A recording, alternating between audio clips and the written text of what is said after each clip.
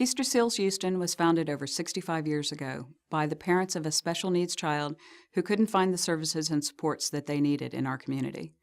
Staying true to that vision, Easter Seals has grown and evolved into an agency that helps families meet previously unmet needs. Huge gaps in services exist for people with disabilities in access to healthcare, transportation, employment, education, and affordable housing. We seek to fill some of these gaps with programs focused on providing the highest impact in the most effective way. In fact, over 65% of those we serve live below the poverty line. Even middle-class families we serve have extremely low disposable income due to substantial transportation, caregiver, and medical costs that arise from their disability or their child's. These families frequently earn too much to be eligible for government aid and too little to be able to pay for life-changing therapies. These factors combined put our clients at high risk for contracting communicable diseases, of developing complications due to a lack of medical professionals who are capable of or willing to treat them, and they seek treatment for medical conditions frequently when they have already reached emergency levels, and that further taxes our already overwhelmed emergency care system. That's why the services that we provide free of charge are critical for these families.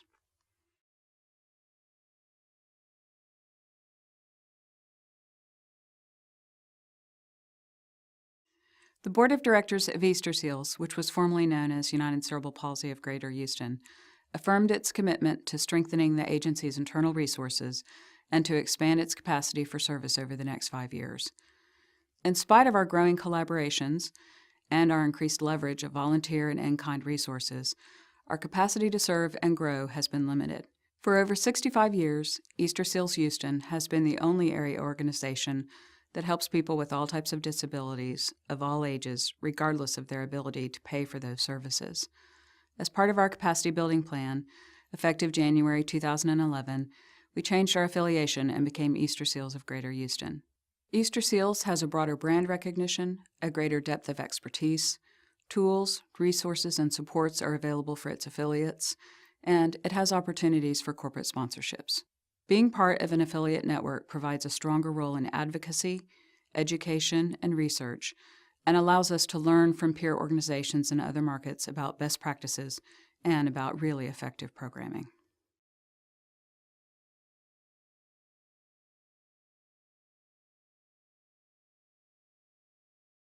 We have over 60 years of experience in building effective collaborations. Many of our partners have worked with us for more than 20 years. We work with other organizations serving people with disabilities, such as school districts and hospitals, physician groups, and advocacy groups. In addition, Easter Seals Houston was the national pilot program with AmeriCorps Vista called Project Access. Through this program, the federal government provided a stipend to pay direct program staff. We focus on using volunteers in an effective and efficient manner to maximize the services we provide and to give our organization strong support. Consistent with our current grant, we have 2 full-time VISTA volunteers, and in addition, we have 100 other volunteers who give us more than 20,000 hours of service each year. Easter Seals has over 100 collaborative partners, many of which provide services to individuals with disabilities. We work really hard to make certain that we don't duplicate services so that our efforts and the dollars entrusted to us are spent to provide services not otherwise available to our clients. Volunteer hours to our organization have almost doubled in the past 6 years, and that's helped compensate for our growth while maintaining the same size paid staff. We've also expanded our use of interns, exceptional young people who are truly an asset to the agency and who gain valuable work experience in this field. In addition, in the past few years, several nonprofits and other small groups have joined Easter Seals. This has resulted in a greater efficiency and a better continuum of services being available to our clients. Additionally, it saved critically important programs that were developed by small charities that were no longer viable as standalone agencies.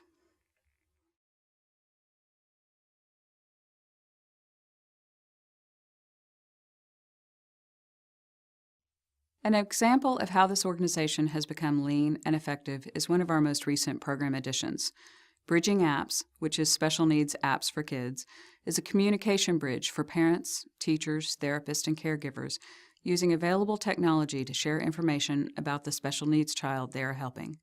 Founded by parents of children with disabilities, In its first 7 months with Easter Seals, the program has already reached more than 75,000 people, locally and worldwide.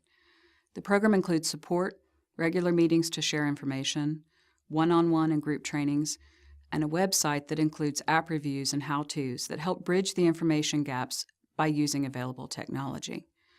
App reviews are completed by specialists in their fields, educators and therapists, who use standardized assessment tools, providing a rich content and information for users of the review.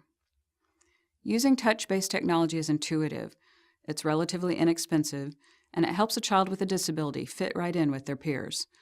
Other children recognize iPads and Androids. A similar device for children with disabilities will not scare their peers or make the user unapproachable, as some traditional devices and equipment does. Many schools are now buying touch-based technology, but we found that teachers and parents haven't been trained on effective ways to use these tools for children with disabilities. For many parents, using low-cost, easily purchased devices has resulted in some true breakthroughs. The first time their child ever chose their breakfast, the first time their child was able to give voice to their love for their parent, the first time the child, in fact, ever had a voice at all. Being able to read, to communicate, and use computers and technology at an early age helps level the playing field for learning in the educational setting. Our objectives are to help people with disabilities achieve their highest levels of physical, cognitive, and social development, and to provide their families and caregivers with support to help them in these efforts. This program reflects those objectives and our core values of making a relatively small investment today to receive significant returns tomorrow and well into the future.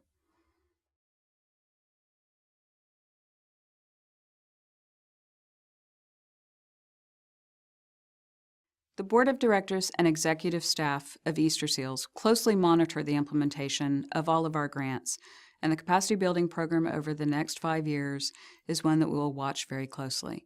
We employ tight financial controls driven by the best practices and by stringent compliance requirements of all of our funding sources. The more difficult and the more important evaluation is of the impact on the families we serve. Our current program evaluation processes include counting the numbers of people we serve. We also conduct year-end reviews of program results that are developed by the program directors, summarized by me, and then analyzed by our board of directors. We collect both qualitative and quantitative information about the value and the impact of our services to clients. We take that information from stakeholder surveys, from measurable therapeutic and cognitive gains, from compliance reporting, and from success stories. We use that information to measure each program for the cost per unit. Monitoring our staff satisfaction is also critical. We look at things like turnover rates and compensation and productivity. In addition, we continue to document client need through the existence of a waiting list for services. Ultimately, while the number served and the cost per unit service provide some information, the impact of the investment made today by you will not be fully measurable. We expect the dividends to continue well into the foreseeable future. Easter Seals is the only organization of its type in the Greater Houston area. We serve people of all ages with any type of disability, regardless of their ability to pay for services.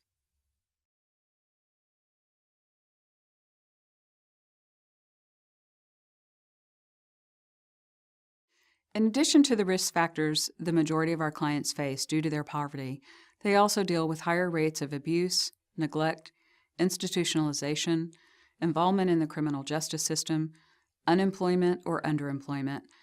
Many of them drop out of high school, or they live in substandard housing and are subject to marginalization.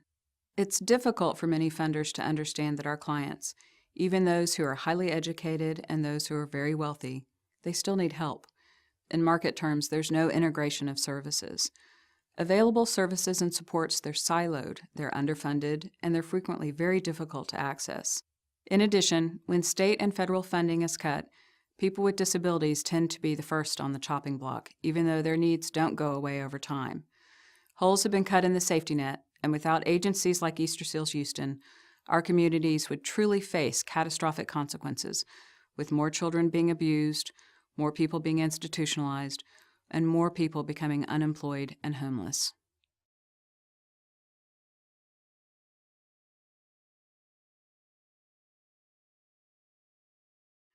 Today, our clients face more serious and complex needs than ever before. Many of our clients risk becoming impoverished because of their disability. Parents may lose employment because someone has to stay home with a child who needs 24-hour-a-day care every single day. The need for the constant care for a child or an adult with severe disabilities is perpetual. It doesn't decrease as the individual grows older. People with disabilities and their families suffer from extraordinary financial, physical, and mental stress. Parents may feel guilty about the fact that they're disappointed when their child is born different. They may feel extreme stress or anger as they deal with being a caregiver. Divorce rates and substance abuse rates increase. Institutionalization of the individual with a disability is more likely, and the family, in fact, can be destroyed without intervention. Virtually every national study has reflected that children with disabilities are anywhere from 2 to 10 times as likely to be abused. Many of our adult program clients report significant struggles with depression and isolation, and that's consistent with the few studies that have focused on this segment of our community. Intervention services have been shown to be one of the most efficient and effective tools in reducing the likelihood of divorce and abuse. Without even considering the enormous emotional and societal cost of institutionalizing a person with a disability, the economics also bear out that it's far less expensive to keep them in their homes, surrounded by their families, rather than putting them into an institution. We have responded to the profound needs of our clients by developing a broader continuum of services to address these needs. As a result, our programs and services have expanded substantially over the past few years, causing our budget to increase an average of 9% each year since 2003. During that same period, we haven't added any management or administrative staff, and our direct service staff has remained almost flat. Although we have consistently expanded services, in spite of absorbing the impact of emergency work with people who have disabilities after Hurricanes Katrina, Rita, and Ike, we haven't been able to match our growth with additional support staff or improved technology. That's why we are so proud that our emergency response work has been locally and nationally honored, and I was honored to be chosen by the Robert Woods Johnson Foundation as one of 5 national community health leaders for our post-Katrina efforts for people with disabilities.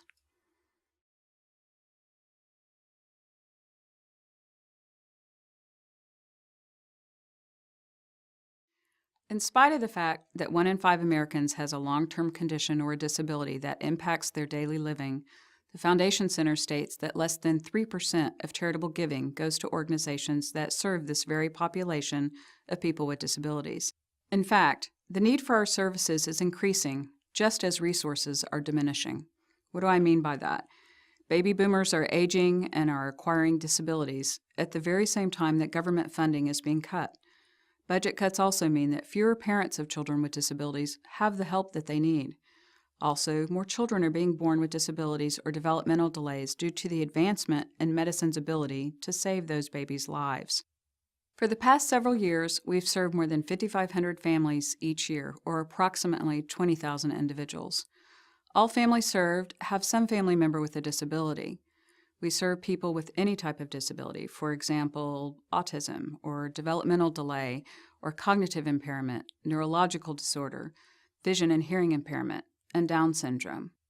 In addition to the risk factors the majority of our clients face due to their poverty, they also deal with higher rates of abuse, neglect, institutionalization, involvement in the criminal justice system, unemployment or underemployment, dropping out of high school, living in substandard housing, and marginalization.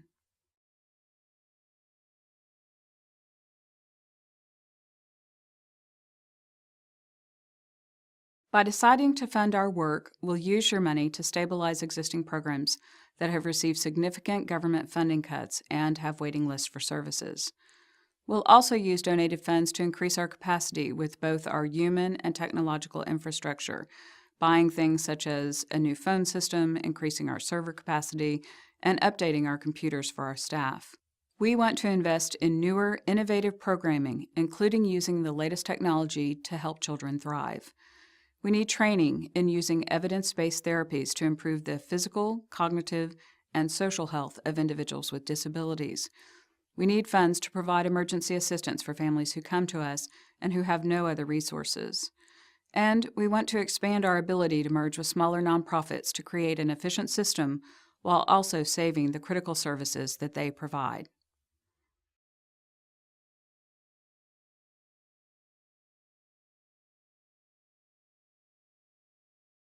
Based on a more than 65-year record of excellence, we'll continue to adapt and expand to provide services where gaps exist.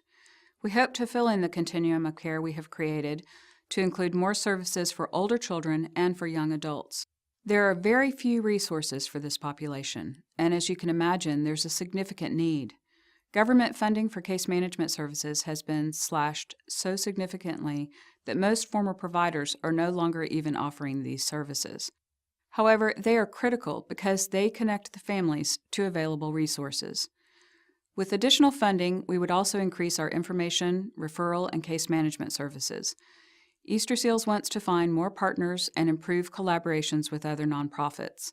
This would allow us to reduce our use of a line of credit to fund our operating cost, which was created by government grants that typically pay us back up to 90 days after we have incurred the cost.